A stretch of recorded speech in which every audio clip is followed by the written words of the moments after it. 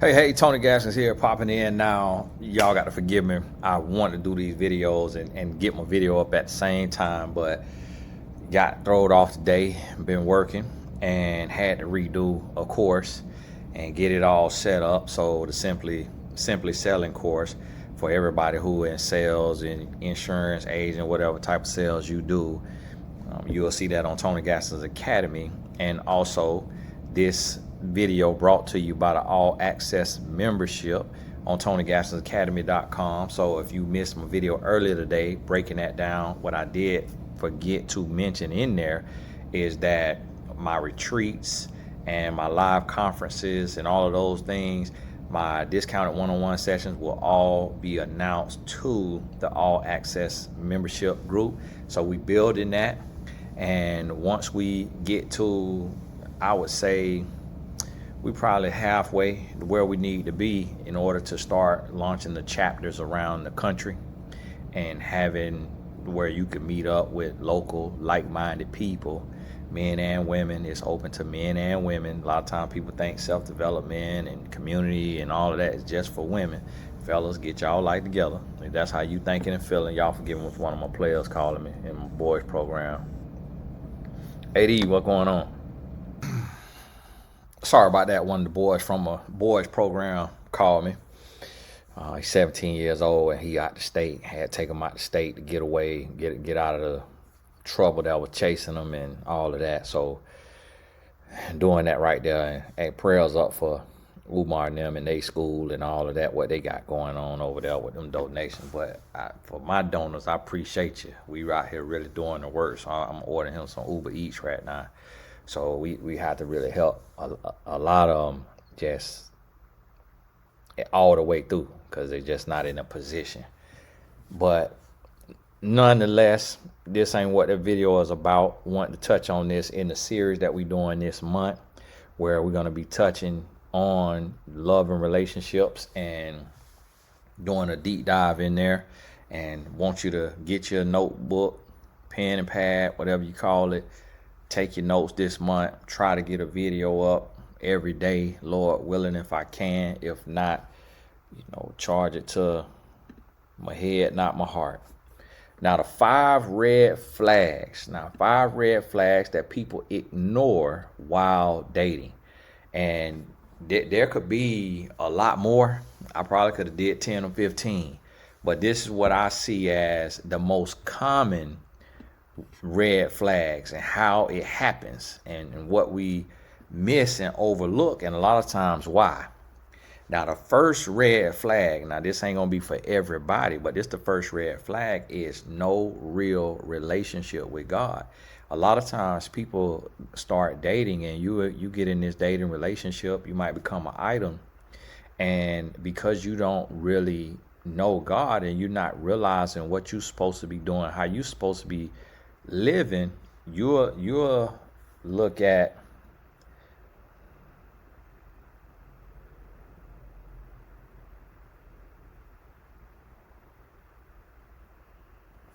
sorry about that. Oh, placing his order for the young man.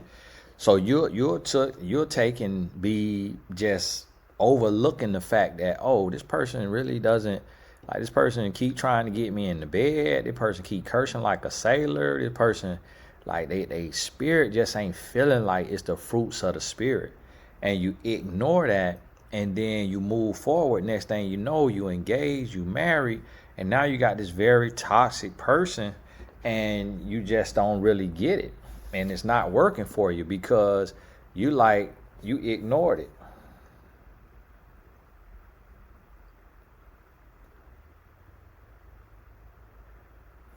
Sorry about that. He want Wingstop of all places. It's an hour away. I'm gonna give him about 20 wings, so he be good and full, and be bothering me. And that's what you miss. So a lot of times you got to pay attention. Like, does this person, they say they're a Christian, they say they love the Lord, they say they know God. Is this person trying to live abstinent? Is this person trying to seek the face of the Lord? Is this person reading their Bibles? They praying? Like, what is this person doing? How do they really live their life? And that's what you got to pay attention to. And as you paying attention to that, now you get to see that right there in itself is going to weed out so many of your problems. You're going to get so far away from so many of your problems, that's going to change your life. So y'all give me 1 second. Let me order his food. And I'm going to pick up at number 2. Now, the second red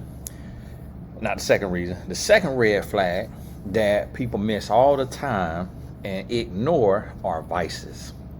So often when I'm on a coaching session and I'm talking to somebody and they're going through a tough time in their relationship, and we talk about when they met, we talk about the dating, we talk about that phase, and it'll come out, well, he smokes weed, or he's into porn, she's into porn, or she vapes, or she does this, she does that. And a lot of times we don't realize that vices are a sign of trauma.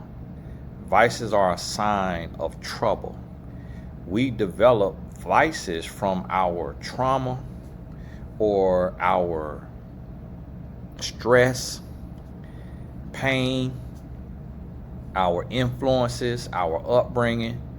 We develop these vices, and not all vices are created equal. They all have some issue. They all cause pain. Not all are created equal. And so what you have to do is you got to look at that vice, and then you have to ask yourself, okay, what does this vice metastasize into if it is continued on a daily basis at a regular pace? So if someone plays the video game, if a man played a video game and he only gained 2 to 4 hours, he is going to, that's his outlet. You're really not going to have a lot of problems out of him. That means he's a homebody. He own the game. It's stimulating his brain. That's what he do. Like when he get off the game, he gonna want to kick back, watch Netflix with you, make some love when y'all married. You shouldn't be fornicating. But that's what that's gonna turn into. If the man gambles, and he gambles pretty heavy, pretty actively, or if he gamble in its beginning stages, now what is that gambling gonna turn into? It might turn into gambling the rent money, mortgage money. Might turn into an addiction to where he taking out credit, he taking out loans to gamble. So that could get bad. It's not gonna physically harm you. It will financially harm you, but it's not gonna physically harm you. It may emotionally harm you, but you got to look at that. If he smokes weed, what's going to happen? If he don't have weed, he gonna spend a good amount of money on weed. That money could be invested. It could go somewhere else, but he gonna spend that, and he may be agitated, annoyed, and having different feelings when you don't have that weed. And so that's something. He gonna have the marijuana on his pores. Y'all have kids, the baby gonna get the marijuana in their skin, in their pores, because that marijuana stay on your pores for 72 hours. And so if he smokes within that 72 hours, which is 3 days, then he just putting it right back in there. And so he constantly has marijuana, that THC, oozing out his pores, and that's getting into the baby's skin. So same thing with nicotine, you're gonna have that same issue. So you have to look at if he's into porn, what's gonna happen? He's gonna create an addiction. It's gonna create distance. He's gonna get away from you, or she's gonna get away from you. They're gonna wanna explore, they're gonna wanna experiment, they're gonna wanna do more, might want threesome, might want foursome, might want a hall pass, might want an open relationship, polygamy, whatever it may be. That porn gonna eventually destroy the relationship. So you cannot ignore the vices, and every vice has an end result.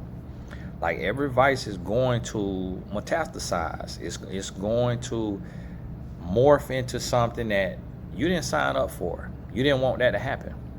So you have to look at that, and you got to think about it, and you got to really say, okay, can I beat this addiction? Because one of the things that happens is people get with somebody who has a vice, and that vice is an addiction, and then they want to try to beat that addiction. And then they get with the person, get married, and the person goes back to that addiction. whether that's using hard drugs, soft drugs, whatever it is, that porn, gambling, alcohol, the person goes back to that addiction. And then the next thing you know, you sitting there and you like, well, man, what's going on? Like, I can't, we can't do this, we can't do that, like it's not working. And that's because you back in that situation where you right back to square one, because you got that addiction. So you got to think about that. Now, as you processing this, you have to look at and see that's just 2 of the red flags. A third red flag that a lot of people miss in the dating stages is the person's relationship with their siblings and their parents. That is very important, because you're gonna go through a whole lot if they come from a toxic family. It's gonna be a lot of bad days, a lot of pain. You're gonna get talked about, you're gonna get belittled, you're gonna be hurt. You're gonna go through a lot if they come from a toxic family. If they tell you like, I don't really get along with my mom, or I don't really get along with my dad, or I don't really get along with my sibling, that's a red flag. Because this is the family that you about to marry into. And if they don't have any relationship whatsoever with any of their family, you gotta find out why and for how long. And just at what point is this relationship gonna come back? Because it's gonna come back. Ain't nobody finna be zero interaction with their siblings or their mom and dad unless all of them have passed away for the rest of their life. So at some point, these people gonna come back around. If it's your wedding day, if it's your child's christening, if it's y'all hit the lotto, y'all come up, you doing good, they doing good, y'all get a new house, major birthdays, all them type of things, they family gonna pop back up. So you have to evaluate that. You rather somebody who is super close with their family and they call their family every day than somebody who has a toxic relationship. Now, if they completely hands off, okay, that's good too, if no relationship whatsoever. But you need to find the inner working so when they come back around. Also, their relationship with their friends and family, with their siblings and their parents, is very important, because what you want to look at in this case as well is the parent overbearing. Because if the parent is still raising them like they're a child, and it's one thing to talk to the parent every day, but does the parent overstep boundaries? Does the parent think they run things? Is this a mama's boy? Is this a daddy's girl? Are you going to have to compete for their love with a parent or a sibling? Like, how close are they? Are they interdependent, like they help each other, the family helps each other? Or are they codependent, like they can't live without each other?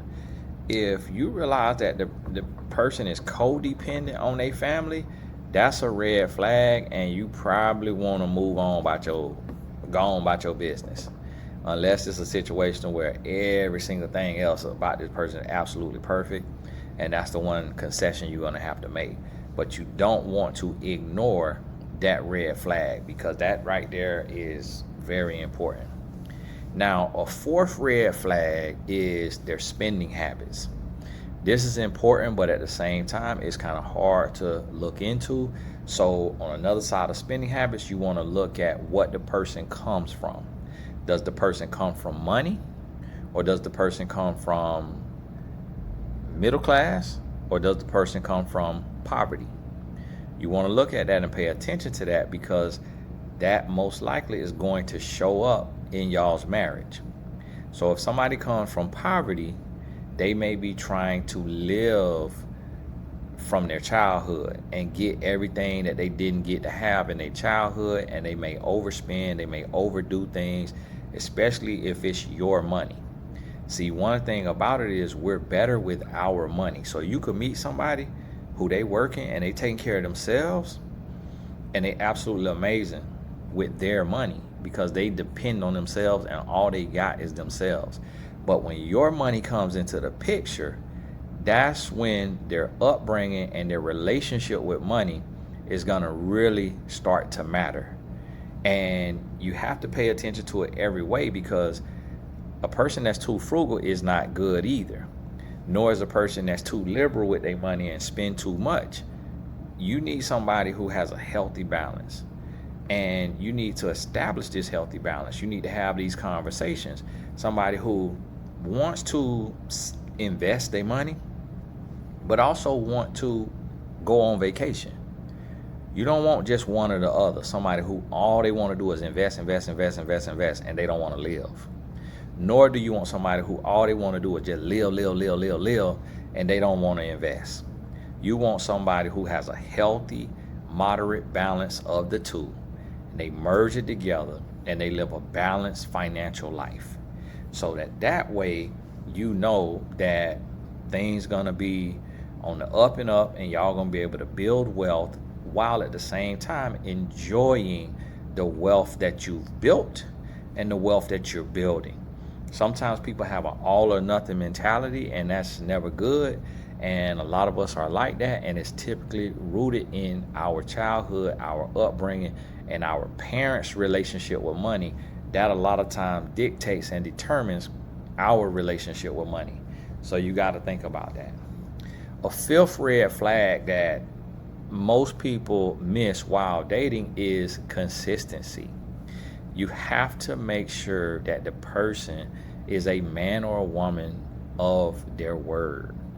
See, one of the things I've noticed that I picked up on is women would take and they'll be dating a man, and the man will call them on Monday, and then they don't hear from the man on Tuesday, or it's just texting on Tuesday. Then the man will call on Wednesday.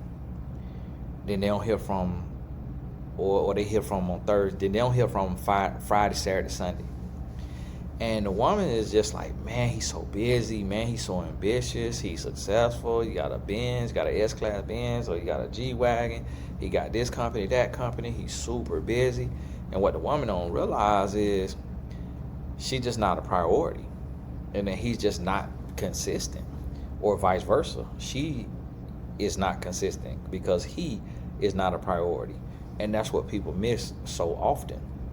And because of that, it's like you then go into the relationship, you get deeper into the relationship, you get married, and this person is still inconsistent because you missed that red flag.